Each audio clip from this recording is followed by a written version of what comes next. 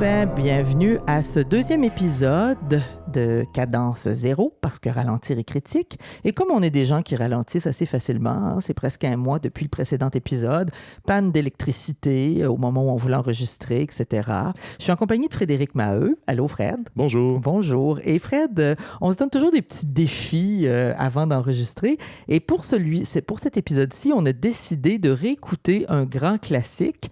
Vous allez voir, on a les grands classiques qu'on a par chez nous. La dialectique peut-elle casser des briques? Alors, qu'est-ce que c'est que ce film-là? La dialectique peut-elle casser des briques est un film de 1973 réalisé par René Viennet, qui était associé à l'Internationale situationniste. Et qui est en fait, eux, ils revendiquent déjà dans l'affiche que c'est le premier film entièrement détourné de l'histoire du cinéma. En fait, c'est le détournement d'un film d'action hongkongais de 1972. Ouais. Donc déjà, on se rappelle, on est dans les années 70. Oui. C'est un film en pellicule qui est sorti en 72. Puis l'année d'après, ils avaient complété le détournement. OK. Et c'est un film, on est dans le cinéma chinois des années 70. Le cinéma chinois en général est très, très propagandiste. Mm-hmm. Et c'est un film, parce que il y a des spécificités entre Hong Kong et la Chine par rapport au cinéma. Mais pour faire simple, c'est un film qui traite, dans le fond, de l'invasion de la Corée par les Japonais. On connaît le sentiment anti-nippon de la Chine. Et en fait, René Viennet, avec la participation d'ailleurs de l'acteur Patrick Dauer, Ben oui, tout à fait. fait un détournement du film en faisant une lutte, cette fois-ci, entre les communistes et le capitalisme. Et, Donc, il reprend le propos pour servir le propos qui, lui, l'intéressait dans la France des années 70. Exactement. Et c'est très, très ludique. C'est très, très drôle. C'est même Oui. très grivois, mais avec des citations vraiment... Là, Irrévérencieuses à fond. Ouais. Tirées de Marx et de la littérature de résistance communiste. Donc, en fait, on va vous mettre un court extrait. Oui. Je pense que ça va... Ça va placer la chose. Ça va placer la chose et, en même temps, introduire notre sujet de cet épisode. Le détournement. Et voilà. Il paraît que leur dernière trouvaille est de détourner les masses médias. Ces détournements m'inquiètent. Ça, mon vieux, c'est le début de la fin. Ce qui m'inquiète le plus dans cette pratique, c'est qu'ils sont bien capables de faire des copeaux avec notre langage de bois. Et même de la sciure de bois. Faut faire attention. Que faire, comme disait Lénine. Oui, Lénine. On a beau être la classe dominante, on est souvent dans la merde. La gueule. Ouais, tout dans la gueule. Plus on leur raconte des histoires, plus on les habitue à notre gueule. On a résolu pas mal de contradictions propres au capitalisme d'État, mais pas celles qui risquent de nous balayer. On a beau avoir notre gros cul, dans l'eau tiède, notre idéologie refroidit. Cours en parler à K.S. Carroll. Mais à ce con de Jean Daniel, ces cons qui observent et ne voient rien. C'est con, j'y vais tout de suite. Allez, à la sucette. Quand on a revu ça, Fred, ce que je me disais, ça me rappelait beaucoup de productions culturelles des dernières années, même au Québec, aux États-Unis. Je pensais entre autres au groupe de Québec, Philactère Cola, qui faisait ça, faire des faux doublages. On le voit, c'est rendu presque un processus, je dirais, accrédité, institutionnalisé. On voit ça partout dans les émissions jeunesse, des faux doublages, des pistes qu'on remet sur même des productions actuelles. Fait qu'on voit vraiment que ce processus-là finalement de détournement d'une œuvre déjà faite pour lui donner un autre discours, c'est quelque chose dont on a perdu même la source. Ah, c'est vraiment dans la culture populaire. Celles et ceux qui ont connu Musique Plus vont se rappeler de Hollywood PQ avec les détournements, et ceux qui ont vu la publicité de Rona. Oui, Mike chez Rona. Mike chez Rona vont peut-être se rappeler de Maman chez Rona qui travaille chez Rona. On voit que l'histoire se répète. C'est ça. On est au 21e siècle, puis on voit des processus du 20e siècle qui continuent, puis on a perdu un peu la trace. Et là, je voulais justement pour cet épisode-là qu'on remonte aux sources, Fred. Fait qu'on on commence en parlant du futurisme. Et là, pour ceux qui se demandent, le futurisme, c'est à partir d'à peu près 1909, donc au tout début du 20e siècle. Et j'ai un petit peu intitulé cette partie-là « Le bruit et la vitesse » parce que c'était ce qui était constaté à ce moment-là, un univers sonore urbain de plus en plus bruyant. Et aussi la vitesse par les transports. On se rappellera de l'échec de cette modernité-là quand le Titanic a pogné un iceberg, littéralement. Ça a vraiment un petit peu, je dirais, ralenti les excès. Mais tous ceux qui s'intéressent à la musique ont lu ou liront sûrement, s'ils ne l'ont pas fait, le fameux manifeste « L'art des bruits » publié en 1913 de Luigi Russolo. Le futuriste, c'est un excellent point d'entrée pour parler de détournement, je crois, pour deux raisons. La première, c'est que ce futurisme-là entraînait aussi l'introduction du capitalisme dans l'espace public, avec l'affichage publicitaire, etc., puis on y reviendra, mais également l'idée de récupérer les sons de notre réalité pour en faire quelque chose d'autre, de la transformer en art, puis de cette façon-là, on perd la source, on perd l'origine. Ben oui, parce qu'on est dans la modernité, et la modernité, certains diront, je pense entre autres à Mattei Calinescu, qu'une de ses caractéristiques, c'est sa fragmentation et l'accélération qu'on trouve quand on lit, par exemple, sur la postmodernité. Et j'aimerais amener une petite idée ici, Fred, que Luigi Russolo a contribué à faire grandir, si on veut, en parlant justement de comment l'oreille humaine avait évolué avec l'industrialisation. Et là, on va voir, quand on parle du futurisme, de Dada et surtout d'une figure marquante comme Marcel Duchamp, l'industrialisation est beaucoup un creuset, un point, si on veut, de départ pour penser à des nouvelles formes d'expression et à des détournements aussi d'objets. Tout à fait. Et par contre, je vais quand même mettre un petit bémol par rapport à ça. Oui, je sais, parce qu'on n'est pas tout à fait d'accord là-dessus. Tu sais, Russolo, avec ses intonarumori, ces machines qu'il avait conçues, pour moi, il y a une grande innovation là, c'est-à-dire de concevoir des dispositifs sonores qui sont hors du canon musical classique. Et on se rappellera déjà dans le manifeste qu'il y avait une classification de ces sons-là. Les grondements, le sifflement, les chuchotements, hurlements, frottements et percussions. Bon, on dirait un concert de noise ou de bruitisme. Un peu, mais justement, quand on reprend le bruit dans son concept philosophique plus large, plusieurs auteurs, notamment Greg Ainge dans Anthology of Noise, critiquent le futurisme en disant... Ce n'était pas une libération de l'art par les bruits, c'était plutôt une domestication de ces bruits-là pour, en fait, les réduire au niveau musical. Et en fait, ça réduit la palette de ce que le bruit peut être. Oui, mais il y a quelque chose de très spéculatif, je te dirais, dans l'idée de domestiquer des choses sur lesquelles on n'a pas de contrôle. Et les futuristes italiens parlaient aussi dans l'idée de s'adapter justement aux nouveaux bruits modernes, qui étaient finalement l'automobile, les industries avec les machines automatisées, etc. Et pour eux, on disait qu'on allait justement aborder un siècle axé sur le bruit, la rapidité, et on choisissait pour favoriser ce changement-là qui était inévitable selon eux, finalement d'aspirer à un renouvellement complet de la sensibilité humaine grâce aux découvertes scientifiques. C'est presque la définition, par exemple, si on lit Lyotard, de ce qui devrait être la postmodernité. Et en fait... S'il y a quelque chose qui manquait dans le projet futuriste, qui a peut-être expliqué en fait les dérives, c'est que le hasard était écarté. Oui, tout à fait, parce qu'on était dans une idée, je dirais, très organisée, qu'on voulait vraiment organiser les choses. Et d'ailleurs, on se rappellera que ça a mené Marinetti dans un projet politique qui l'a mené finalement à s'engager sur la voie du fascisme, etc., ce qui était un peu l'échec du futurisme que d'autres mouvements comme Dada, dont on va parler, ont évité parce qu'ils sont restés toujours très ludiques, très, je dirais, sarcastiques même par rapport à toute la machine organisante sociale humaine. Puis ils ont pris une posture de recul, ce qui, au fond, devrait être une posture artistique de tout temps. Un rappel historique important, c'est que Russolo avait quitté les futuristes. Celui qui est finalement vraiment le père du bruit futuriste tout à fait, musical. L'inspiration. Lui, il avait quitté cette partie-là. Donc, dans l'histoire de l'influence du futurisme sur les musiques, par exemple, dites industrielles, cette dérive-là n'avait pas participé au niveau acoustique. Ben non, ça a été comme un embranchement qui s'est fait quand on lit beaucoup sur le futurisme et qui finalement, comme je disais, a mené un peu à un échec. Mais quand on parle de Dada, là, on revient vraiment, on est à peu près quand même à la même époque. On est au début du 20e siècle. On est même dans une époque, dans certains cas, même d'après la Première Guerre.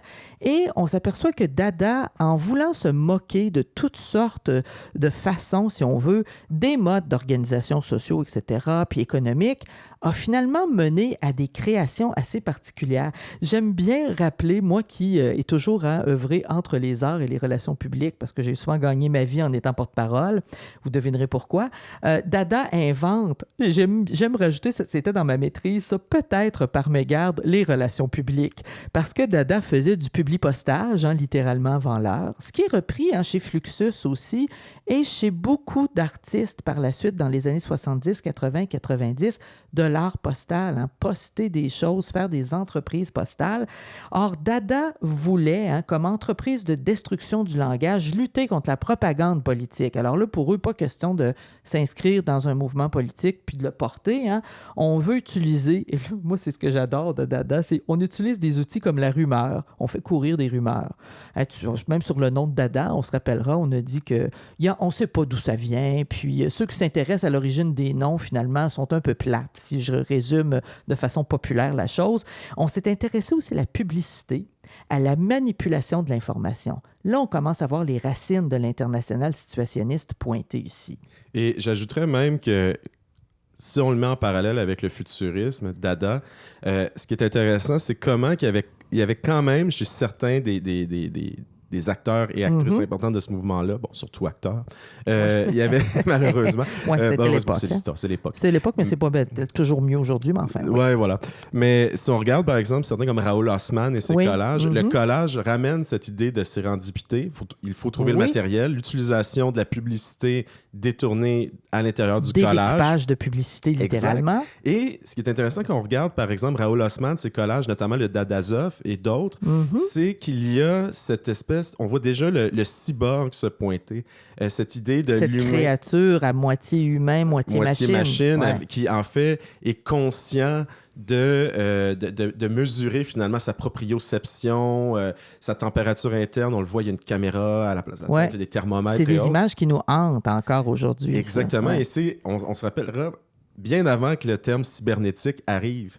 Donc, on a quelque chose qui déjà pointe à l'horizon, peut-être plus l'avenir, le futur. Encore un germe dans la modernité qui allait vraiment croître encore plus, se développer dans la postmodernité. Il y a un futuriste plus futuriste chez le Dada dans le futurisme, d'une certaine façon. Et j'aimerais rappeler que dans les entreprises, justement, de détournement publicitaire, Dada a placardé les murs de Paris pendant plusieurs mois. Ils ont envoyé des lettres aux dirigeants politiques en démontrant un sens aigu de la publicité qui a permis à Dada de se faire connaître puis de devenir un mouvement important. Et on peut dire aussi que les situationnistes vont un petit peu se mettre en porte-à-faux avec Dada en critiquant leur vision de la culture comme une entité distincte de la société, alors que l'international situationniste essayait vraiment de faire finalement corps avec les deux façons justement de voir. D'où cette idée du détournement des masses médias là, qui a été mentionné dans l'extrait qu'on a fait jouer plus tôt. Tout à fait, tout à fait. Et si on veut parler de la destruction du langage et de l'expressivité, moi je veux dire, j'ai un moment fantastique quand j'étais encore justement aux études en histoire de l'art, où la première fois que j'ai entendu justement Caravane de Hugo Ball qui est un personnage important de Dada, puis important aussi, je dirais, pour la transformation de l'art. Or, on peut encore entendre maintenant ces archives-là, entre autres sur ubu.com, sont toutes disponibles. Et quand on entend le poème Caravane, on voit l'effort. Moi, je me rappelle, écoute, il y a des mots, je dis, ça me hante comme des incantations parfois, les mots de Caravane. Écoutons-le un petit peu. Oh, falibambla, crossida, habla, horn, equica goram, higo, ploico, russula, hui. Donc, ce qu'on voit justement, c'est comment tout d'un coup, en donnant une expressivité à des mots qui n'ont pas nécessairement de sens, on arrive à nous faire remettre en question le langage comme forme vraiment première de l'expressivité. Preuve en est, c'est que tu viens de mentionner « on voit » alors qu'on entendait. Mais ça a un impact, ça frappe l'imaginaire sur quand même. Oui, comment on nomme les choses, puis comment on les renomme, etc. Puis on va arrêter parce qu'on va être dans des processus de la postmodernité. Arrivons justement au détournement. J'ai choisi une photo que vous pouvez voir dans la présentation là, sur YouTube, où on voit Guy Debord, Michel Bernstein, qui l'a épousé, et Asger Burger John en 1960. Et on voit que le détournement, c'est vraiment été défini, même si c'était déjà présent dans ce que Dada faisait, dans ce que Duchamp proposait comme avenue artistique. Or, l'international situationniste a développé justement ce concept-là, puis l'a mis en forme, en quelque sorte. Mais il était là, le concept, depuis 50 ans pratiquement. Là. Puis, en fait, là, c'est la personne qui travaille sur les jeux vidéo. Qui parle. Mais c'est aussi cette idée, on peut penser, Hurlement en faveur de Sade est un film qui est entièrement fait de leaders blancs de pellicule avec, avec la narration par-dessus. Donc, le détournement de l'idée du cinéma comme spectacle, mais plus largement, l'idée de se réapproprier une vie psychique par rapport à tous les processus de contrôle. Justement, la ville, la publicité et l'idée de la dérive. C'est-à-dire de consciemment reprendre contrôle de ces processus psychiques dans une structure en explorant la ville dans un processus qui est hors fonctionnel, en sortant de la fonctionnalité. Parce que ce qu'on voit, c'est ça, c'est quand ils ont nommé ce qui était le détournement, finalement, c'est de détourner des éléments culturels, artistiques ou médiatiques qui existent déjà, là, qui sont là, on peut capturer, comme on capture aujourd'hui des données, pour en subvertir le sens et critiquer la société capitaliste. Fait qu'il y a toujours cette idée-là. Donc, quand on est dans une perspective même d'analyse de discours, les discours littéralement propagandistes des GAFAM et autres qui hantent finalement, je dirais, notre imaginaire technologique, on a un petit peu de misère à se situer, mais dans le fond, c'est la sortie qui est proposée par l'International situationniste. C'est reprenez, détournez et utilisez pour mieux comprendre aussi puis s'en défaire finalement. Oui, vraiment, le situationnisme, toute la littérature autour, c'est vraiment tout ce qui a été écrit, les œuvres également, c'est une stratégie qui propose des tactiques qui sont encore applicable, encore utilisable aujourd'hui. Et tantôt, on va le voir, même avec les nouvelles technologies, il y a moyen d'utiliser les approches situationnistes. De continuer dans cette veine-là. Tout à fait. Parce que quand je parlais du détournement là, de Duchamp à l'international situationniste, en fait, c'est qu'on voit ici, je vous ai sorti un peu des petites citations qui viennent justement là, des textes de l'international situationniste là-dessus. On s'aperçoit que la négation de la conception bourgeoise du génie et de l'art a largement fait son temps. Les moustaches de la Joconde. Vous rappelez-vous, et là j'ai mis l'image, le fameux détournement fait par Marcel Duchamp. C'est un tableau signé Marcel Duchamp, comme il a signé justement un urinoir, puis il a signé des porte-bouteilles, des objets justement de l'industrialisation, où il a pris une photo de la Joconde, il a mis des moustaches dessus, petit acte un peu enfantin, un peu justement de rébellion, puis il a sous-titré L-H-O-O-Q, prononcé fluidement, ça donne L-H-O-O-Q. Donc, c'était toute une critique justement de l'espèce de révérence qu'on a envers ces œuvres-là qui ont plusieurs centaines d'années. Et on s'aperçoit justement qu'on voit les coupures qu'on va même faire dans les classiques du théâtre pour rendre la représentation différente, pour la ramener ailleurs. Et ça, c'est Bertolt Brecht qui le faisait. Fait que là, on est rendu avec Duchamp, Brecht, qui, sans nécessairement être toujours associés, par exemple, à ces mouvements-là, représentent, sont finalement les porteurs de cette vision-là irrévérencieuse de l'art qui détourne pour faire voir, je dirais, l'envers du décor, puis aussi pour nous faire remettre en question ce qui est présenté dans toute chose. Pour Duchamp, d'ailleurs, Cécile Malaspina, dans son Epistemology of Noise, parle de comment Duchamp, en soi, est peut-être un des premiers vrais artistes à avoir travaillé avec le bruit, c'est-à-dire le bruit comme processus de désordre qui ramène un ordre nouveau. Parce que ce que Duchamp faisait en intégrant finalement des objets qui proviennent d'un processus industriel, c'est-à-dire comme par exemple une reproduction mécanique de la Joconde détournée ou un urinoir, mais dont on pivote, on exerce une rotation pour le présenter sur un angle nouveau, ça remet en question les cadres finalement du marché de l'art et ça crée un désordre, ça crée un choc qui crée un ordre nouveau par la suite. On voit aussi justement les partitions, etc. Tout ça qui commence à se profiler dans l'œuvre de Duchamp et qui seront justement, on le retrouvera dans Fluxus, puis qu'on continuera comme ça à déployer à travers John Cage. John Cage et Duchamp, on est très proches. Absolument. À la fin du 20e siècle et maintenant au 21e siècle. Puis quand on parle de l'influence de ces artistes-là, j'avais envie de vous ramener aussi une artiste qui a été active dans Gutai, qui était un mouvement japonais, qui était à peu près en même temps que Fluxus et qui avait fait une robe qu'elle avait appelée Denki Fuku Electric Dress en en 56.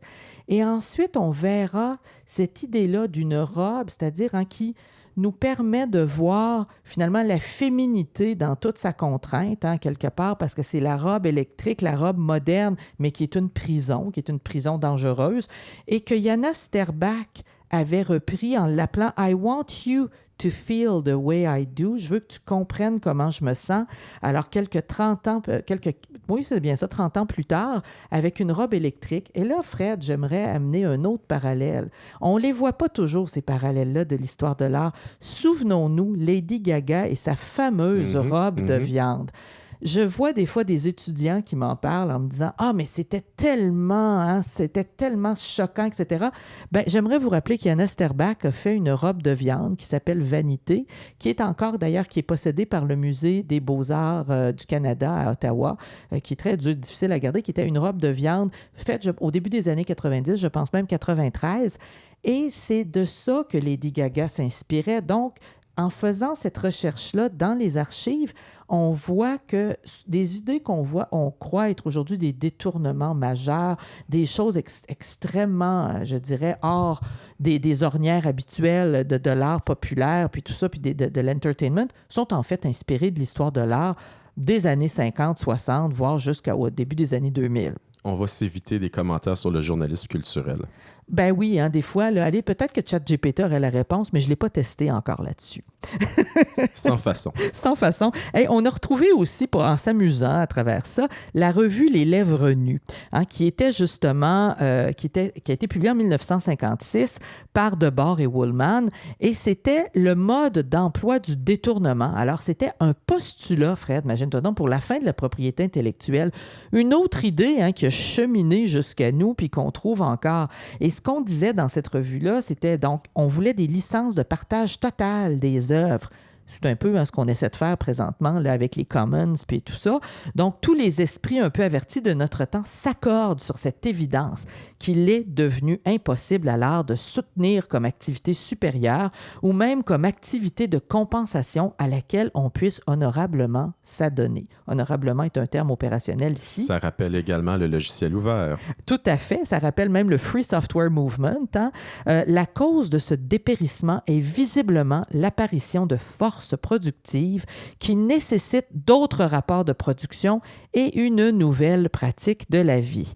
Dans la phase de guerre civile où nous nous trouvons engagés et en liaison étroite avec l'orientation que nous découvrirons pour certaines activités supérieures à venir, peut-être que l'intelligence artificielle est dans ça, nous pouvons considérer que tous les moyens d'expression connus vont confluer dans un mouvement général de propagande qui doit embrasser tous les aspects en perpétuelle interaction de la réalité sociale. C'est là qu'on voit que l'art, tout d'un coup, n'est plus distingué justement du social. On remet ça ensemble puis on dit tous ces modes d'activité-là, artistiques et sociales, convergent et doivent être libérés justement. Et là, c'est l'idée du capitalisme. Si on les libère du copyright, on les libère d'être remixés, d'être réemployés, d'être repris dans des perspectives de détournement. Et ça, c'est vrai non seulement pour les œuvres, mais aussi pour les outils. Ouais. On le sait là, en ce moment, tous les logiciels de création, la suite Adobe, on est passé du software, du logiciel qu'on possède, on l'achète, on a une licence et c'est à nous. Maintenant, c'est sur abonnement. C'est en service. C'est ce qu'on appelait le Software as a Service, SAS. Exactement. Tout est comme ça. Et c'est non transférable. Si moi, j'ai une licence, je ne peux plus te donner le CD pour que tu l'utilises après moi. Là, cette réappropriation-là des moyens, des outils, que ce soit en créant d'autres outils qui sont gratuits. On peut penser à C4D en 3D contre Blender, qui lui est gratuit, ou même... Bon, vous se rappellerez les scandales de Unity. Sans rentrer dans ces logiques-là, il y a quand même l'idée que quand, on va encore citer Virilio, quand on a inventé le train, on a inventé le déraillement. Oui. Mais quand on invente une technologie ou un outil ou une manière de monétiser, on invente aussi des moyens de les détourner, on invente des failles. Et pour moi, c'est une approche qui nous instruit, nous guide à comment exploiter ces failles-là pour en faire autre chose complètement. Et même chose avec l'IA générative. Ben oui, parce que l'IA générative, présentement, est dans tous les logiciels que vous payez déjà. Et on vous propose, par exemple, dans Adobe, même pour, par exemple, tout ce qui est les PDF, là, les Portable Document Files, on vous propose maintenant, si vous voulez avoir des options de lecture, de résumé, de payer d'autres licences que vous devez ajouter que vous devez ajouter plutôt à votre logiciel existant que vous payez déjà pour avoir accès à ça. Fait que donc, on vous vend 2 fois toutes ces choses-là. Le capitalisme est en accélération libre pour ceux qui ne l'auraient pas encore constaté. Je vais profiter de la tribune pour me plaindre un peu. Vas-y donc, chérie.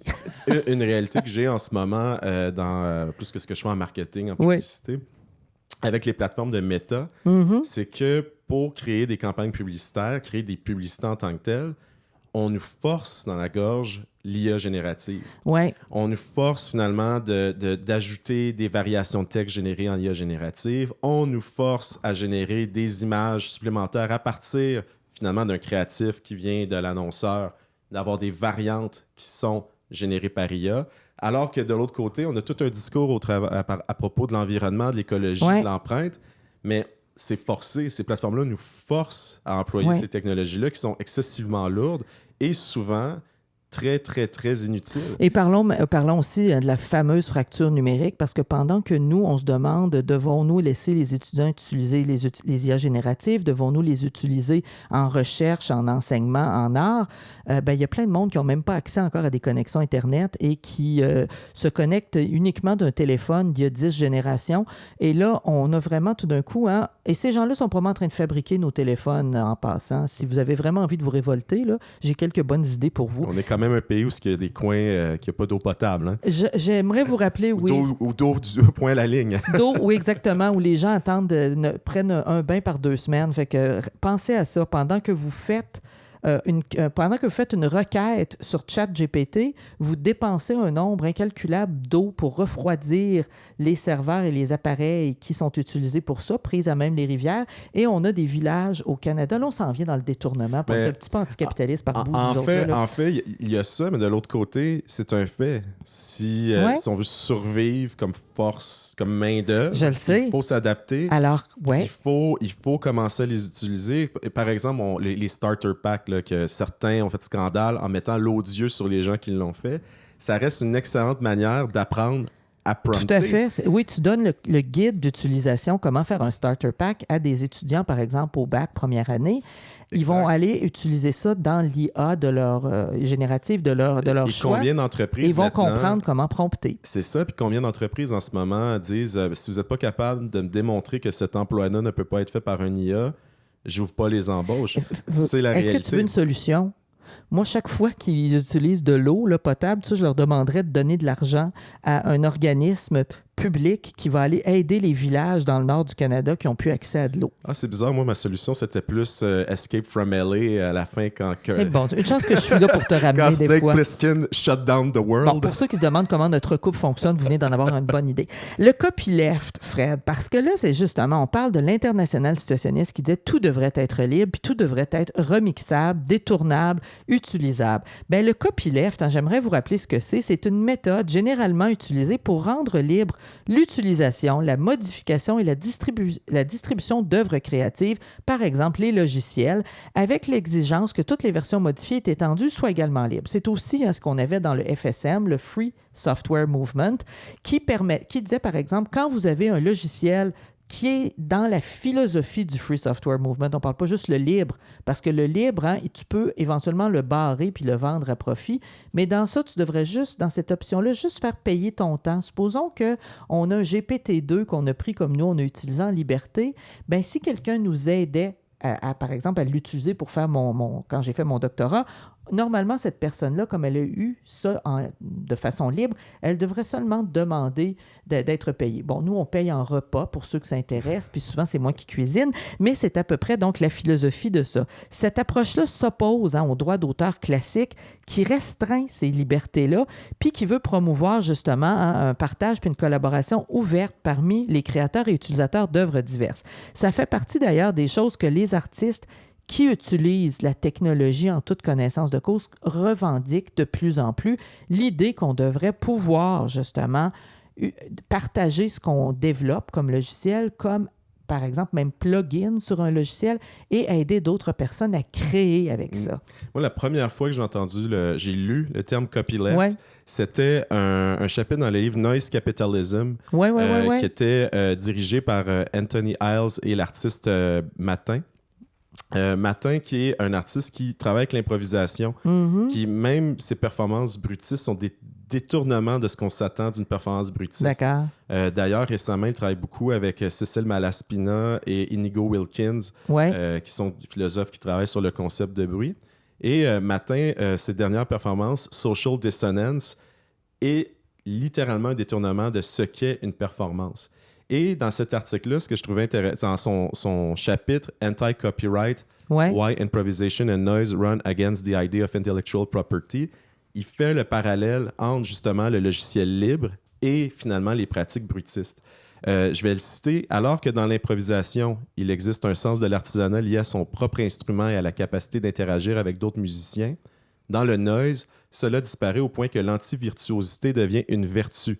Il s'agit d'une approche nihiliste de l'improvisation dans laquelle l'interaction ne repose pas sur le développement des dénominateurs communs permettant une quelconque communication entre les participants, mais plutôt sur le développement de la liberté d'expression individuelle. Et il décrit par la suite cette pratique DIY, le faire soi-même, le do it yourself, ce qu'on dit, si tout le monde s'en fout, ces artistes-là, ils s'en foutent pas, ils vont organiser, ils vont faire des spectacles autogérés, ils vont distribuer, ils vont le faire eux-mêmes. Et ce bruit-là, finalement, bon, il y a quand même un culte très rock.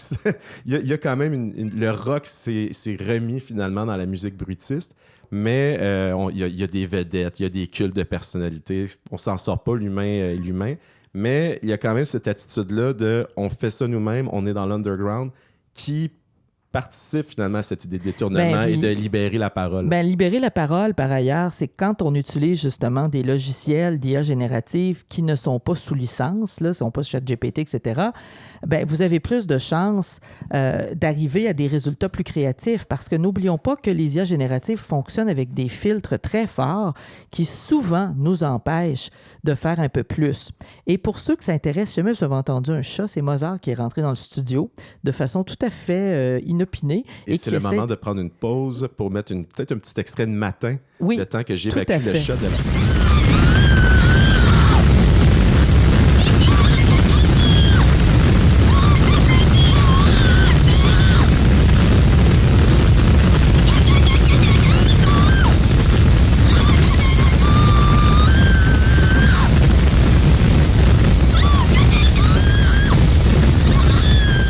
On revient à l'international situationniste et à son pivot, finalement, Guy Debord, avec le livre qu'on cite très souvent, l'ouvrage La Société du spectacle, paru une première fois en 1967 chez Buchet-Chastel et qui, maintenant, vous pouvez encore le trouver facilement et surtout, il y a plein de copies qui sont disponibles justement gratuitement en ligne.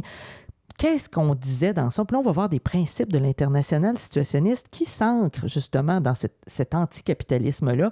C'est l'aliénation et marchandise. Le spectacle prolonge la dynamique de la marchandise. Alors, le fétichisme de la marchandise, cette notion-là qu'on trouve chez Marx, où l'existence est réduite à une accumulation de biens et d'images. Maintenant, je dirais même de données. La médiatisation, les médias et la culture de masse qui engendrent une réalité artificielle qui éloigne les individus de leur expérience authentique. Pensons à un spectacle, Fred, quand les gens sont vraiment rivés sur leur écran parce qu'ils filment et ils ne sont plus dans l'expérience physique, je dirais quasiment biologique de ce qui se passe devant eux.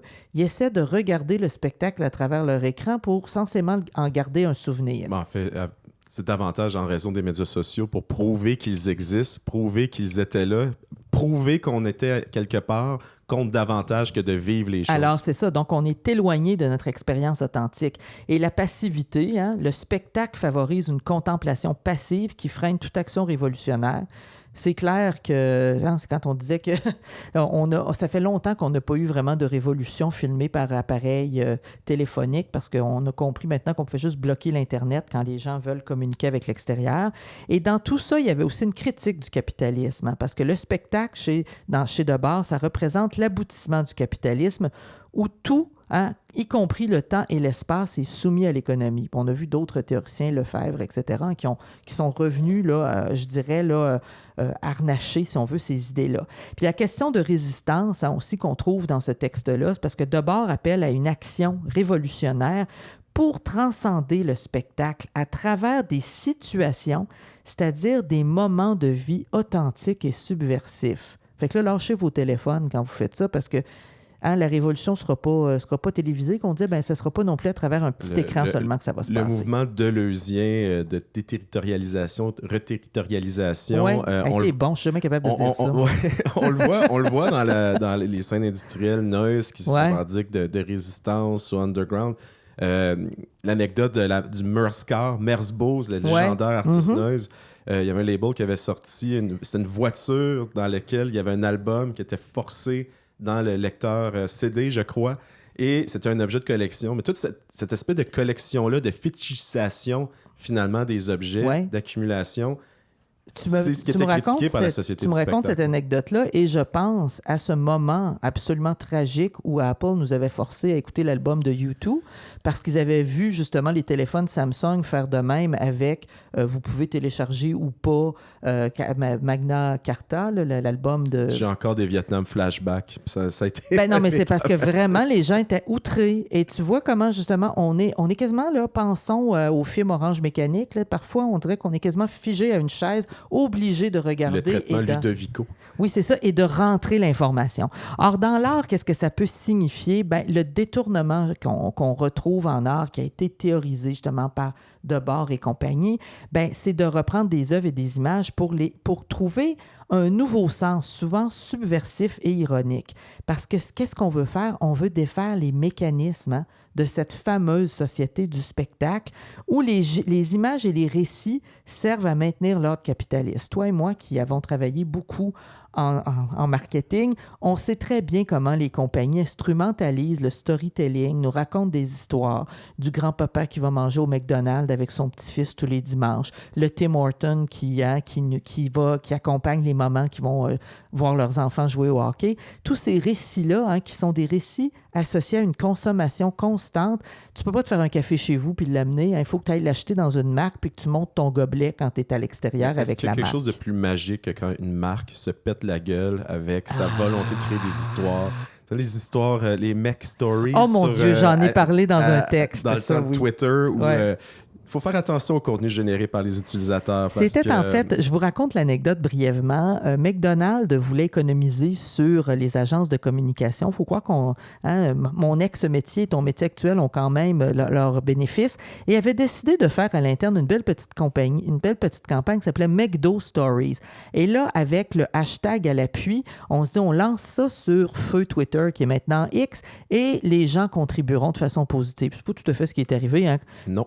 Quand on donne pas l'exemple, qu'est-ce que les gens ont fait? Ils ont raconté les fois où un hamburger les a fait vomir, les fois où ils ont trouvé quelque chose de dégueulasse dans leur milkshake, les fois où le café goûtait mauvais, les fois où ils ont oublié un hamburger dans leur voiture puis qui s'est momifié. Fait que donc, c'est devenu un réseau de petites horribles histoires sur McDonald's. McDonald's, ensuite, a fermé ça puis est parti voir Cossette et d'autres agences internationales pour se faire expliquer comment utiliser le pouvoir du storytelling capitaliste parce que vraisemblablement, il est en train de créer quelque chose de merveilleux, à mon avis, de fantastique, fantasmagorique même, mais c'était pas tout à fait ce qu'il voulait. Oh que non. Et je recommande à tous exercice de prendre différentes publicités papier. Bon, c'est de plus en plus difficile. C'est difficile de faire ça avec de la publicité numérique, mais de faire un exercice de collage en détournant finalement des principes, des phrases, des sections, des images pour les reclasser, créer des nouveaux récits à partir de là. Peu comme William S. Burroughs faisait avec le cut-up. Et ce processus-là permet de découvrir une espèce de reverse engineering, pardonnez l'anglicisme, rétro-ingénierie, de voir finalement comment le découpage, la mise en page structure est un langage qui nous manipule d'une certaine façon et qu'on ne nous enseigne pas, à moins de faire des cours Écoute, spécialisés. juste comme femme, toutes les publicités de tampons puis de produits qu'on appelle d'hygiène féminine pour essayer d'endiguer notre flux menstruel, qui sont représentés par des liquides bleus sur des serviettes ultra blanches, blanchies de toutes les façons possibles, c'est fou. Quand on y pense, là, maintenant, énoncez-le puis réfléchissez à ce que ça signifie. Hein. Un corps, c'est sale, autant qu'une paroisse. Oh, que t'es horrible! J'aime ça. Duchamp et Nam June-paik, pour reprendre justement l'idée du détournement, la fameuse roue de bicycle de Duchamp, quand on disait comment est-ce on utilisait justement des objets produits finalement par l'industriel, par la culture industrielle. Et Nam June-paik, qui est un précurseur, hein, ceux qui utilisent des téléviseurs, des écrans, des téléphones et qui les mettent en lien avec des images, qui recréent comme finalement des sculptures cinétiques avec des images, bien, sachez que vous émulez Nam June-paik qui le faisait. Hein, on vous a mis un exemple qui en faisait des robots, des installations dès la fin des années 50, début des années 60. Là. Ce qu'on voit ici, ce sont des petits téléviseurs probablement des années 70-80. Ça a été quelque chose qui a marqué l'esthétique de Fluxus aussi. Le détournement d'un organe des masses médias. Oui. À des fins artistiques, à des fins autres. Maintenant, on est davantage avec ces technologies-là plus obsolètes, parce que là, c'était le nec plus ultra de la technologie, ces écrans-là. Là, mais ça passe vite, hein? On est l'obsolescence programmée. Oui, voilà. Là, on est plus dans le circuit bending. Là, on détourne finalement les composantes électroniques pour créer des nouveaux potentiels esthétiques. C'est donc une opération de recyclage. Puis on le voit chez les artistes qui en sont conscients. Ils ne parleront pas nécessairement de détournement. On a vu des collègues en milieu universitaire utiliser, comme toi, tu le fais aussi, des téléviseurs, des téléphones obsolètes pour créer des installations. Je pense à notre collègue Jean-Philippe Côté là, qui a utilisé ça dans Égo-obsolescence. On va y faire une petite mention. Fait le hashtag Égo-obsolescence, vous allez trouver son travail, qui utilise justement des appareils comme ça électroniques pour créer des nouvelles sculptures puis redonner un sens ou détourner le sens d'origine.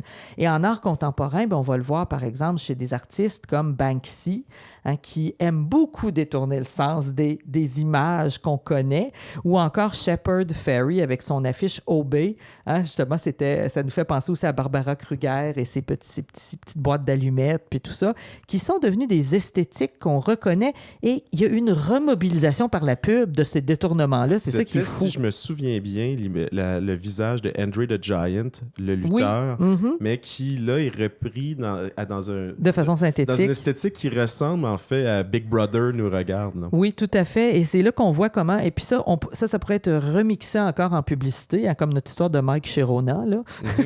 Et là, on arrive avec ça, Fred, dans un bout qui vraiment, toi, te fait vraiment vibrer, je dirais le culture jamming, avec cette belle photo aussi d'un billboard de Fox News écrit « We deceive, you believe ». Mais en fait, le culture jamming, Naomi Klein, évidemment, qui a théorisé ça dans nos logos, compare même à des entrevues avec les Adbusters, la fameuse revue. C'était Callie Lanz, le rédacteur en chef, qui disait, dans le fait, le culture jamming, c'est comme du jiu-jitsu. On utilise la force, la vélocité, finalement, de l'annonceur. On prend ce mouvement-là, puis on le détourne. Et on le fait travailler pour nous. Je la cite, « Les détournements culturels les plus sophistiqués ne sont pas de simples parodies publicitaires isolées, mais de véritables interceptions. Des contre-messages qui piratent les propres méthodes de communication d'une entreprise pour transmettre un message radicalement opposé à celui initialement prévu. Ce processus oblige l'entreprise à financer sa propre subversion, soit littéralement parce que c'est elle qui a payé pour la fiche publicitaire, soit symboliquement, car chaque fois que quelqu'un manipule un logo, il puise dans les vastes ressources investies pour donner un sens à ce logo. » C'est intéressant, mais elle-même, Naomi Klein, dit ça a ses limites. Ça a ses limites comme impact par rapport à une marque, finalement, on peut penser à Coca-Cola qui sont partout. Mais encore aujourd'hui, c'est quasi impossible à faire. En fait, il y a encore des affiches traditionnelles. J'ai des exemples ici de Jill Posner, Street Loud, et je me suis fait plaisir, Survival Research Laboratories, Mark Pauline, que j'adore. Mais maintenant, il faut se rappeler que les affichages extérieurs sont essentiellement numériques. Il n'y a plus beaucoup d'affichages. C'est difficile maintenant d'aller détourner le produit original. Exactement, c'est un écran numérique. Donc, comment s'immiscer à l'intérieur de ça? Il faudrait acheter de la pub de manière programmatique. Il y a encore de l'affichage classique qui se fait. Là, on peut penser à la publicité sauvage. Mais oui, c'est ça, directement sur des panneaux, mais c'est difficile d'aller... Et c'est utilisé surtout quand on parle de l'affichage urbain à des fins culturelles, ce qui est un peu moins intéressant parce que l'intérêt, c'est d'aller dans des objets capitalistes extrêmement exploités et marketés qu'on qu'on peut détourner. Comment faire du culture jamming 2.0. Un des premiers exemples de ça, c'est un autre documentaire qu'on a vu récemment, oui.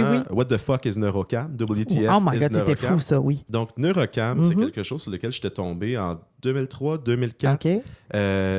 À l'époque, tout n'était pas encore cartographié, il n'y avait pas des algorithmes partout, mais j'étais un fan de trouver des trucs un peu obscurs Il en fallait ligne. faire des vraies recherches, même en ligne. C'est ça. Puis ce site-là était complètement opaque, complètement obscur.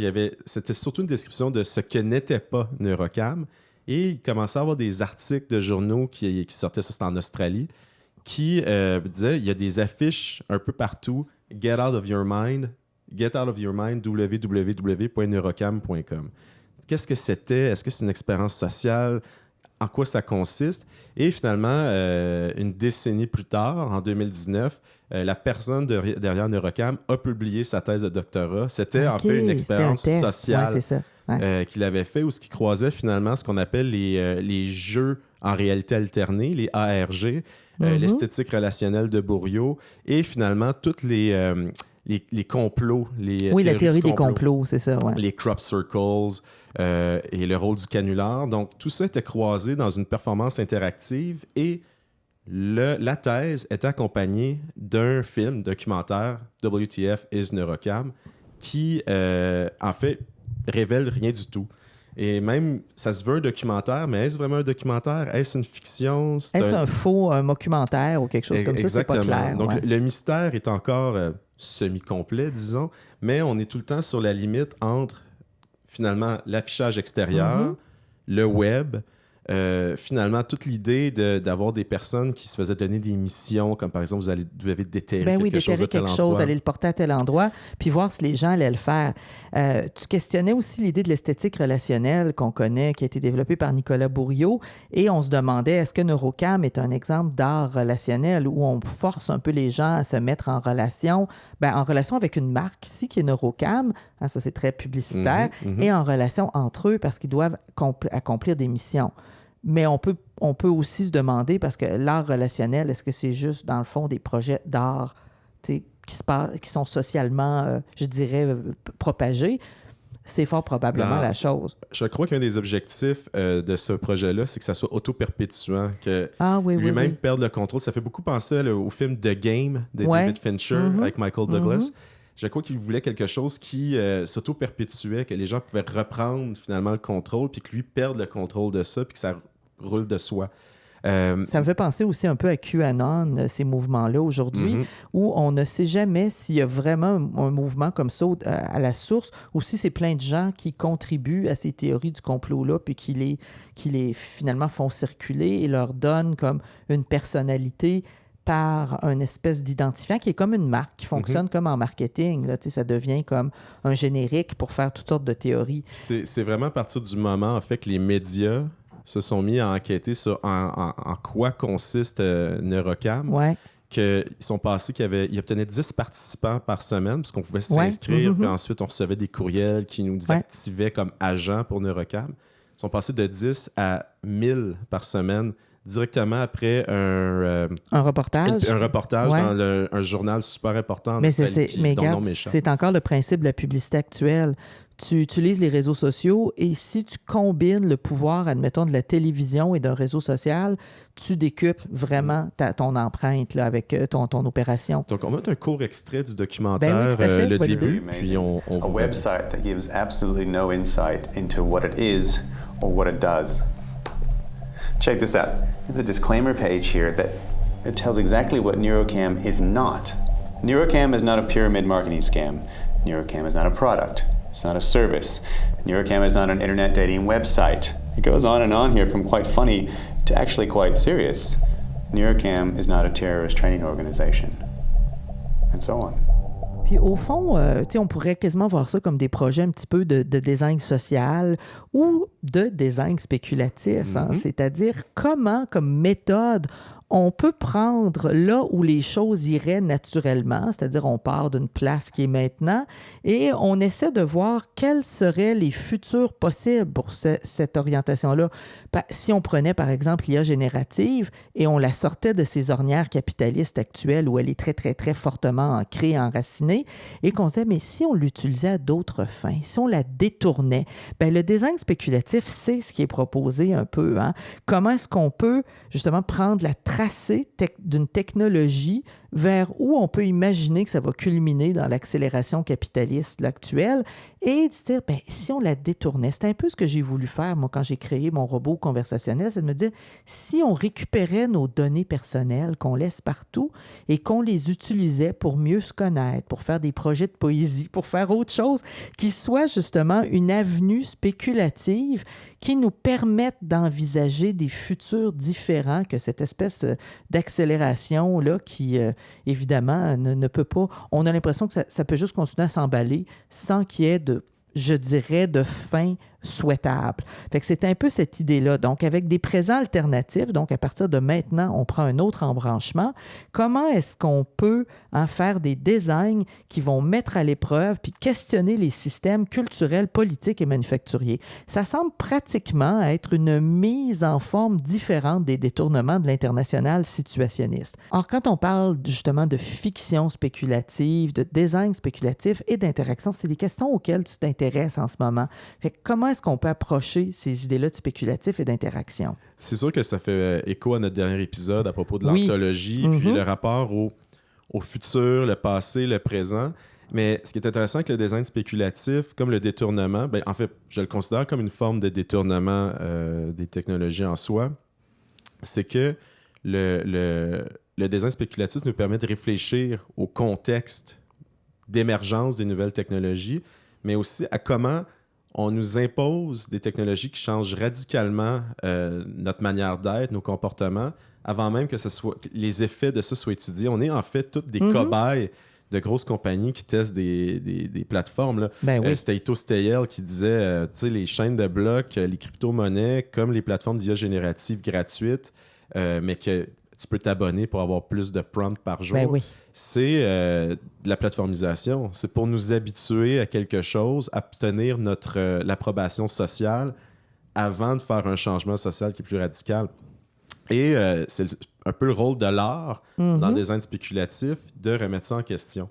Et il y a une œuvre, Crawlers, d'Alexander Schubert, qui vraiment remet en question finalement et l'IA générative et les médias sociaux et tout le processus algorithmique de collecte de données et de surveillance qui vient avec. Schubert a décrit son œuvre dans Choreomata, le fameux livre là, sur la performativité à l'ère de l'intelligence artificielle. Il dit que son œuvre, c'est que c'est des robots qui collectent des images sur des plateformes de médias sociaux et qui génèrent une plateforme sociale alternative qui est composée en fait de rendus stochastiques, d'inférences. De déchets, quasiment. D'hallucinations. C'est comme si ça digérait nos présences sur les médias sociaux pour en faire quelque chose de complètement différent. Et il a décrit ici, cette œuvre-là peut s'agir d'une prise de conscience très troublante et pour certains même effrayante que les données prévues d'une personne ont été rendues publiques dans un contexte différent. C'est l'un des objectifs de ce projet, prendre conscience de la facilité avec laquelle ces données privées sont accessibles et visibles. Crawlers n'est pas seulement une démonstration technique de ce qui est possible, mais aussi un lieu dans un monde artificiel où des règles légèrement différentes s'appliquent, une comparaison entre son moi projeté et son reflet imparfait dans les médias sociaux. Oui, j'aimerais d'ailleurs t'apporter l'exemple. On a su que Niantic, vous rappelez-vous, avez-vous joué à Pokémon Go? Moi, j'ai joué beaucoup un certain été à ce jeu-là et il y a des communautés complètes qui s'étaient faites. On pouvait donc collectionner des petits Pokémon, faire des combats. Il y avait des arènes. Il y en avait une d'ailleurs ici au Cégep, pas très loin. Et on arpentait la ville, hein, puis on pouvait même collecter justement des points, tout ça en voyant des petits récits historiques sur des buildings partout dans les villes où on allait, Montréal, Québec, etc.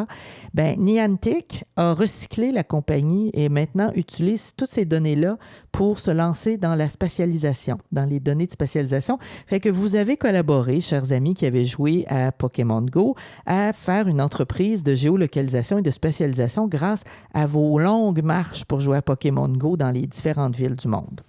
Il y a un fameux meme qui dit In the near future, we'll all be cam girls. Donc, c'est ça, oui. Voilà. J'ai un court extrait, en fait. Schubert a fait Ben une oui, vidéo vas-y. pour introduire Crawlers. Je pense que ça va être de manière éloquente présenter en quoi le projet consiste. C'est justement cette prise de conscience terrifiante que ces données-là sont facilement accessibles. Cet assemblage, oui. Crawlers is an anonymous bot collective that secretly works on the internet to scrape data, to crawl user pages, to steal information and images, and then to create an alternate social network of warped truth and altered facts. The bots in the collective of crawlers work on social networks, and they are posting things, they are commenting things, and they are interacting with other human profiles. Like this, they collect and scrape all the data that they can find in order to create a second social network with a slightly altered content. Puis en fait, quand on est dans cette perspective-là, cet épisode-là, puis là, c'est drôle parce que je viens de préciser le titre en réfléchissant, c'est le détournement, mais aussi le design fiction, le design spéculatif, puis la question des rêveries sociales. Parce que la littérature, finalement, négocie avec les possibilités de la nature humaine et le design négocie avec les possibilités humaines qui se manifestent dans les machines et les systèmes, mais aussi avec notre interaction avec ces machines-là. On remarquera, quand on nous donne un site web à utiliser, que ce soit Facebook ou à l'époque ou autre chose, qu'on l'améliore à mesure on l'utilise. On cartographie notre utilisation pour le rendre de plus en plus performant. Fait que c'est un peu ce qui se passe là. Et dans leur expression la plus abstraite, les designs spéculatifs là, constituent en fait une forme de philosophie spéculative sur la technologie et ça questionne le sens même de la technologie. Donc, même quand on fait même une littérature, je dirais, spéculative, ce sur quoi ces temps-ci j'essaie de me concentrer, bien, on est en train de faire un design, une rêverie sociale de ce que pourrait être le monde si on acceptait de modifier le présent actuel par des présents alternatifs. Donc, on peut, dans cette optique-là, se focaliser sur la poétique de la spéculation, au sens classique du fonctionnement de la spéculation, mais aussi sur le sens du fonctionnement des couches de sens compressées dans la poésie, parce que chaque mot en poésie décuple des images différentes, et ça me fait penser, Fred, aux IA. Quand on travaille avec des IA, plus nos demandes sont farfelues et poétiques, donc sont des mots qui regroupent plusieurs sens, qu'on peut justement arriver à décupler des sens différents en utilisant cette idée-là de design social. Surtout que d'un point de vue technique, dans le prompt, chaque mot est une unité signifiante oui, dans la génération. Et c'est là que des approches littéraires expérimentales, que ce soit le gramme de Derrida ou encore le cut-up de Burroughs, que je mentionne oui, régulièrement. Oui. Mais mes propres expériences avec le cut-up et le prompting ont été vraiment très, très riches en termes de résultats. Et ce qui me permet, par rapport à la poétique du langage, mais on est davantage dans la littérature. Je pense qu'un bon exemple, un excellent exemple de cette fiction sociale-là, de ces rêveries-là, c'est The Man in the High Castle de Philip K. Dick. Oui. Qui on se retrouve dans un post-Deuxième Guerre mondiale où les nazis ont gagné, qui ont envahi les États-Unis, et dans l'univers du roman, l'homme dans le château, c'est un homme qui publie un livre sous le manteau qui est illégal, où c'est une fiction à propos de les Américains qui ont gagné la Deuxième Guerre. Mais cette boucle historique-là entre, finalement, c'est les victoires, c'est ceux qui ont gagné qui écrivent l'histoire. Toute cette boucle-là, en fait, c'est pas parce qu'un événement est arrivé que son contraire n'existe plus. Et c'est les paradoxes constants qu'il faut naviguer par rapport à la réalité. Qu'est-ce que la réalité? Est-ce que la réalité existe encore? Avons-nous accès à cette réalité-là? c'est aussi ce que le design spéculatif permet d'ouvrir comme brèche mentale. Je pense qu'on pourrait classer dans ce type d'œuvre-là même Lovecraft Country, qui permet justement à des auteurs afro-américains de se réapproprier l'histoire, de la transformer, puis de s'insérer encore plus dans la littérature. Je sens qu'on va avoir besoin de faire un épisode sur l'afrofuturisme. Je pense que ça serait bien. Il faudrait peut-être avoir des invités aussi bientôt. Absolument. Oui, j'aimerais ça. Et par ailleurs, dans les expériences qu'on peut faire comme ça, James Auger, qui a écrit sur le design spéculatif, a écrit aussi un texte sur la domestication des robots, parce qu'on essaie de plus en plus de nous mettre des robots dans notre maison. Pensons seulement à ces fameux frigidaires, réfrigérateurs intelligents. Vous le voyez peut-être pas, mais qui retournent des données sans arrêt à l'entreprise. On s'aperçoit aussi que plusieurs des outils domestiques qu'on a sont programmés finalement pour un peu espionner nos comportements, tout à fait, et communiquer constamment avec la marque qui les a vus finalement, qui les a conçus. Et l'exemple que Auger nous donne, c'est la domestication du chien. Les chiens ont investi, Fred, des milliers d'années pour se mettre amis avec nous. Puis ils ont été intégrés dans nos us et coutumes et surtout, ils se sont adaptés. Bon, vous me direz que Iggy n'est pas toujours super bien adapté, notre petit Boston Terrier qu'on a dû justement expulser du studio. Mais selon cet exemple-là, la technologie qui est le robot ou l'assistant domestique, on parle même d'assistant conversationnel, le fameux Google Home a eu un certain moment de succès, mais n'est plus tellement, on n'en entend plus parler. Puis il y en a même qui ont délaissé leurs idées d'assistant conversationnel. Alors, il doit être désigné, si on veut, selon les règles et usages connus de l'environnement domestique, parce qu'un robot, là, ça agit normalement dans un laboratoire. Comment est-ce qu'on fait pour faire en sorte que vous vouliez des robots chez vous? Bien, c'est la question spéculative que Auger a posée en se disant comment est-ce qu'on va faire pour faire que les robots, par l'interaction, l'ergonomie puis les matériaux, mais aussi par les désirs puis les idiosyncrasies des publics, vont justement devenir des objets qui vont faire partie de notre quotidien. Je vais vous dire, il y a plein de compagnies présentement qui réfléchissent à ça de façon beaucoup moins poétique. On va probablement essayer de vous les donner au départ, puis les vendre ensuite en software as a service, puis vous allez être obligé de payer pour. Ça me fait penser, cette idée-là de la domestication des robots, à une excellente nouvelle de Audrey Saz dans le recueil de science-fiction publié par la maison d'édition Amphetamine Sulfate, Philip Best, Feu, White House, Consumer Electronics, Human Rights, qui est en fait une histoire qui joue beaucoup sur le Uncanny Valley, cette idée finalement que les robots qui ressemblent aux humains mais qui ont des légères différences nous créent un phénomène d'inquiétante étrangeté. Oui, tout à fait. Et dans son histoire, c'est vraiment un récit très sombre de kidnapping d'humains qui sont entraînés pour finalement former des robots comme objets sexuels. Et finalement, les pulsions sadomasochistes prennent le dessus. Et le récit est entrecoupé de faits véridiques, On n'a documentés. pas vu un film qui fictionnalisait cette proposition-là récemment? Oui, en fait, il y avait Companion, Oui. il y avait ça, et également Black Eyed Susan. Black Eyed Susan qui était traite de beaucoup plus subversif, mais très intéressant. Vraiment. Ouais. Et mais ce qui est intéressant, c'est qu'elle entrecoupe la fiction avec des histoires de robots qui ont été insérés dans la société, qui se sont fait brutaliser, détruits par le public. Comme quoi, un peu comme les Google Glass, que les gens, quand ils voyaient des Google Glass, ils allaient dire « Enlève-moi ça ». Tout l'espion votant. C'est ça, exactement. Cette technologie-là, quand elle n'est pas acceptée, c'est une réponse vraiment de violence. Ça nous ramène aussi à ce que Sherry Turkle disait de nos interactions avec des machines qui sont toujours dans une espèce de politesse feinte, puis la machine manifeste envers nous toujours une empathie feinte, ce qui fait qu'on est dans des espèces de, finalement, de rapports qui déshumanisent, passif-agressif. Puis remarquez, quand on s'adresse souvent à des IA génératives, les formules de politesse. Il paraît qu'on gaspille beaucoup d'eau potable, d'ailleurs, en leur disant « S'il te plaît, ChatGPT, peux-tu, alors que tu pourrais juste dire « Génère telle chose » de façon très, je dirais, dictatoriale, mais on n'ose pas. C'est des machines qui coûtent cher. Écoute, on a peur de Skynet. Probablement.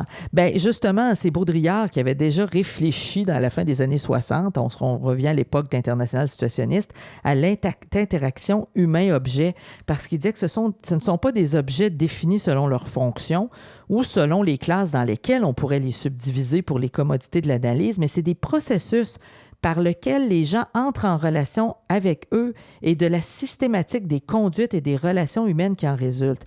Et en raison de ça, on remarquera comment le téléphone portatif, le téléphone portable, est devenu un objet de notre quotidien à mesure qu'il s'est miniaturisé. C'est pour ça que j'ai mis cette image-là, parce que plus on le prend en main, plus il devient près de nous, puis il devient notre extension. Et ce que disait d'ailleurs Baudrillard sur la miniaturisation et la maniabilité, c'est mais quelle est cette main en fonction de laquelle leur forme se profile?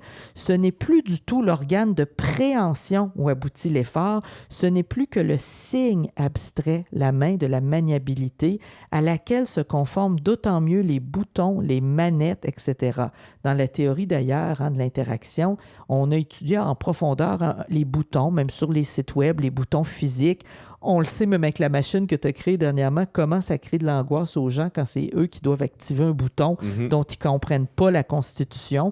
Alors, donc, les boutons, les manettes, etc., on dit que l'opération en soi ne requiert plus de travail manuel et se situe ailleurs. La logique d'invisibilisation du dispositif, mais aussi de réduire tous les points de friction afin de s'en servir. D'ailleurs, Baudrillard, dans Simulacre et Simulation, écrit, presque 10-15 ans plus tard, comment la publicité puis l'agir publicitaire maintenant contamine nos manières d'être en société. L'appel à l'action. Mais le croisement, finalement, de ce qu'il a écrit dans ces deux textes-là, c'est comment on est aujourd'hui. Les gens agissent de manière publicitaire. Ils documentent leur manière publicitaire. Nous avons moi-même... On se fait produit, littéralement, dans ce processus-là. Tout à fait. Moi-même, quand je performe dans mes concerts noise, je prends les captures, je les repartage pour, prouver que je l'ai fait, mais aussi pour me rendre intéressant pour un concert futur. Il faut pas être naïf pour que le produit Fred Maheu soit réintégré dans d'autres spectacles, etc. Tout à fait. Il ne faut pas être naïf sur pourquoi on fait ça. On le fait à des fins publicitaires et pas pour prouver notre existence. C'est pour qu'on soit quelqu'un de désirable, d'une certaine façon. Et puis, dans l'idée de ces spéculations-là, on peut aussi voir comment on peut se mettre en scène autrement. Je pense à l'idée d'incarner le robot ou l'assistant vocal intelligent. J'ai des expériences là-dessus à vous conseiller. Par exemple, vous irez voir le journal en ligne de Lauren, getlauren.com, qui était une injonction à la participation que l'artiste Lauren McCarthy avait utilisée, où c'était elle qui était votre assistant vocal dans une espèce de laboratoire qui était comme un appartement, ou quand vous tapez des mains ou demandez d'éteindre les lumières, c'est Lorraine qui activait les lumières. Pourquoi est-ce qu'elle faisait ça? Bien, pour questionner justement notre rapport à ces intelligences artificielles, à ces assistants domestiques qui sont toujours là et qui ne dorment jamais vraiment. Faites attention d'ailleurs au micro de vos appareils, ils ne dorment jamais vraiment, surtout si vous avez activé des modes comme Siri ou Google. Si vous parlez dans votre sommeil, vous donnez accès à votre inconscient. Tout à fait. Bien, justement, Lauren McCarthy explorait cette idée-là de la surveillance et des relations qu'on développe. Alors, on dit qu'on augmente nos capacités humaines qui émergent par la connexion constante. Certains se demandent s'il faut craindre l'omniprésence des assistants vocaux intelligents, toujours à l'écoute, prêts à répondre à des questions, à effectuer des tâches de gestion du domicile, à prendre des rendez-vous pour les usagers. C'est dans cette étrangeté-là, cette espèce de, justement, là, je dirais, de sentiment d'étrangeté qu'on a par rapport à ces assistants vocaux-là, que se situe justement la limite, là, peut-être un petit peu, de nos interactions humaines. On peut spéculer sur le sujet humain qui recule car ses désirs sont déjà prédits et une IA générative peut déjà faire une demande par rapport à ce qu'on va désirer basé sur nos expériences passées. Tout à fait. Et ça vous prive, disait justement Antoinette Rouvois, de frottements nécessaires qui sont formateurs dans les interactions sociales, qui font que quand on exprime une opinion et on n'est pas d'accord, on doit la débattre, etc.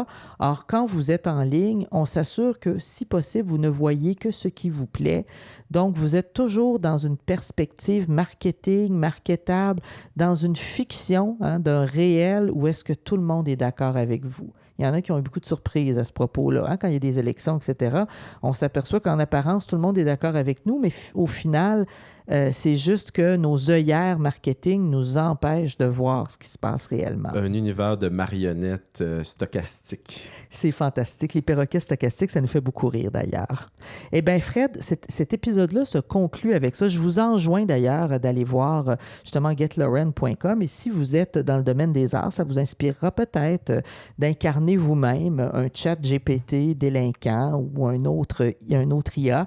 Pourquoi pas se faire un projet justement de design spéculatif et d'explorer le détournement, la subversion puis la fiction sociale. Fred, là-dessus, on se laisse et puis... On se laisse et nous, on se laisse à la pas, on va prochaine aller fois. veiller à nos animaux. À la prochaine Absolument. fois. À la prochaine Tout à fois. fait. Bye bye.